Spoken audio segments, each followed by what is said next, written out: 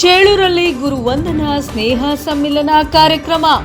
30 ವರ್ಷಗಳ ಬಳಿಕ ಸಂಭ್ರಮದಲ್ಲಿ ಒಂದಾದ ಗೆಳೆಯರು.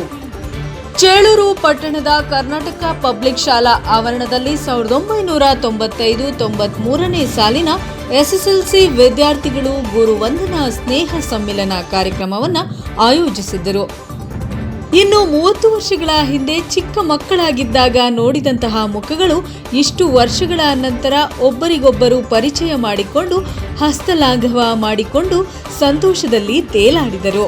ಈ ಶುಭ ಸಂಭ್ರಮದ ಸ್ನೇಹ ಸಮ್ಮಿಲನದಲ್ಲಿ ನಿವೃತ್ತ ಮುಖ್ಯ ಶಿಕ್ಷಕ ಎಸ್.ಎಂ. ವೆಂಕಟಸ್ವಾಮಿ ಮಾತನಾಡಿ, ಇಡೀ ಪ್ರಪಂಚದಲ್ಲಿ ಗುರುಗಳಿಗೆ ತಲೆ ಬಗ್ಗಿಸಿ ನಮಸ್ಕರಿಸುವ ಸಂಸ್ಕೃತಿ ಇರುವುದು ಭಾರತ ದೇಶದಲ್ಲಿ ಮಾತ್ರ.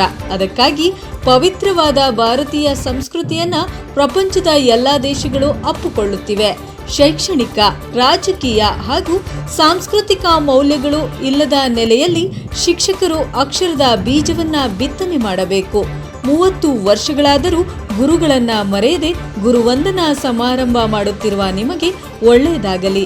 ನಮ್ಮ ಸಮಾಜದಲ್ಲಿ ತಲೆ ಎತ್ತಿ ನಡೆಯಲು ಜನಪರ ಕಾರ್ಯಕ್ರಮಗಳು ಮಾಡಲು ಹೇಳಿದರು. ಮತ್ತು ಪಟ್ಟಣದ ಕರ್ನಾಟಕ ಪಬ್ಲಿಕ್ ಶಾಲೆಯ ಮುಖ್ಯ ದ್ವಾರಕ್ಕೆ ಭಾರೀ ಗಾತ್ರದ ಬಾಳೆ ಮರಗಳು, ಇನ್ನು ಬಣ್ಣ ಬಣ್ಣದ ಬಲೂನ್ಗಳನ್ನ ಶೃಂಗರಿಸಿ ಬಣ್ಣ ಬಣ್ಣದ ಬಾವುಟಗಳಿಂದ ಕಂಗೊಳಿಸುತ್ತಿರುವುದರ ಜೊತೆಗೆ ತಳಿರು ತೋರಣಗಳನ್ನ ಕಟ್ಟಲಾಗಿತ್ತು. ಇದನ್ನೆಲ್ಲ ನೋಡಿದ ಜನರಿಗೆ ಉಲ್ಲಾಸ, ಉತ್ಸಾಹ ತುಂಬಿತ್ತು.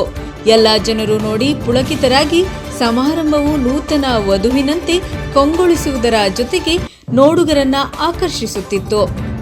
ಇನ್ನು ಕಾರ್ಯಕ್ರಮದಲ್ಲಿ ಎಸ್ಎಸ್ಎಲ್ಸಿ 1995-96ನೇ ಸಾಲಿನ ಸ್ಟಾರ್ ಯುವ ಬಳಗದ ಹಳೆ ವಿದ್ಯಾರ್ಥಿಗಳಿಂದ ಕಾರ್ಯಕ್ರಮ ಆಯೋಜನೆ ಮಾಡಲಾಗಿತ್ತು.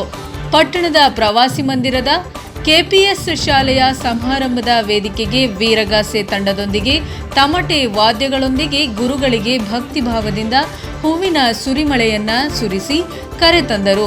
ವಿದ್ಯಾರ್ಥಿಗಳು ಗುರುಗಳನ್ನ ಸನ್ಮಾನಿಸಿ ಆಶೀರ್ವಾದ ಪಡೆದುಕೊಂಡರು.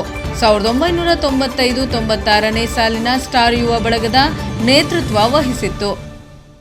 ಇನ್ನು ಸಮಾರಂಭದಲ್ಲಿ ಶಿಕ್ಷಕರಾದ ಟಿವಿ ಲಕ್ಷ್ಮೀನಾರಾಯಣ ಶೆಟ್ಟಿ ಗುಡಿಬಂಡೆ, ಆದಿನಾರಾಯಣ, ಡಿವಿ ವೆಂಕಟೇಶ್, ಹುಚ್ಚಾರೆಡ್ಡಿ, ಗಂಗರತ್ನಮ್ಮ ಇವರಿಗೆ ಸನ್ಮಾನಿಸಲಾಯಿತು.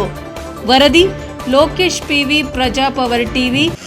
ನಮ್ಮ ಬಗ್ಗೆ, ಶಿಕ್ಷಕರ ಬಗ್ಗೆ, ಮತ್ತೆ ಅಣ್ಣ ಸಾರು, ವೆಂಕಟೇಶ್ ಸಾರು ಮತ್ತು ಹುಚ್ಚಾರೆಡ್ಡಿ ಸರ್ ಮೂರು ಜನ ಒಂದೇ ಮೂರು ದಿವಸ ಅಪಾಯಿಂಟ್ ಆದಾಗಿಂದ ಇವೊಂದು ನಮ್ಗೆಲ್ರಿಗೂ ತುಂಬಾ ಮಾಡಿಬಿಟ್ಟಿರ್ತಕ್ಕಂಥ ಆ 94ನೇ ಸಾಲಿನ ಎಲ್ಲ 94-95ನೇ ಸಾಲು ಹಾಗೂ ಎಲ್ಲ ವಿದ್ಯಾರ್ಥಿಗಳಿಗೂ ಸಹ ನಾನು ಧನ್ಯವಾದಗಳನ್ನ ಹೇಳ್ತಾ, ಈ ಸಂದರ್ಭದಲ್ಲಿ ನನ್ನ ಒಂದು ಕರ್ತವ್ಯ ದಿನಗಳನ್ನ ನಾನು ಇಲ್ಲಿ ಸ್ಮರಿಸ್ಕೊಳ್ಬೇಕಾಗುತ್ತೆ. ನಾವು ಹೊಸದಾಗಿ ಅಣ್ಣೇಶ್ ಸರ್ ಫಸ್ಟ್ 19ನೇ ತಾರೀಕು ಇಲ್ಲಿ ಜಾಯಿನ್ ಆದರು, ಜುಲೈ ತಿಂಗಳಲ್ಲಿ. ತದನಂತರ ನಾನು 20ನೇ ತಾರೀಕು ಇಲ್ಲಿ ಶಾಲೆಗೆ ಹಾಜರಾದೆ. ಹಾಗೇನೆ ಮರುದಿನವೇ HDV ವೆಂಕಟೇಶ್ ಸರ್ ಅವರು ಸಹ ಕರ್ತವ್ಯಕ್ಕೆ ಹಾಜರಾದರು.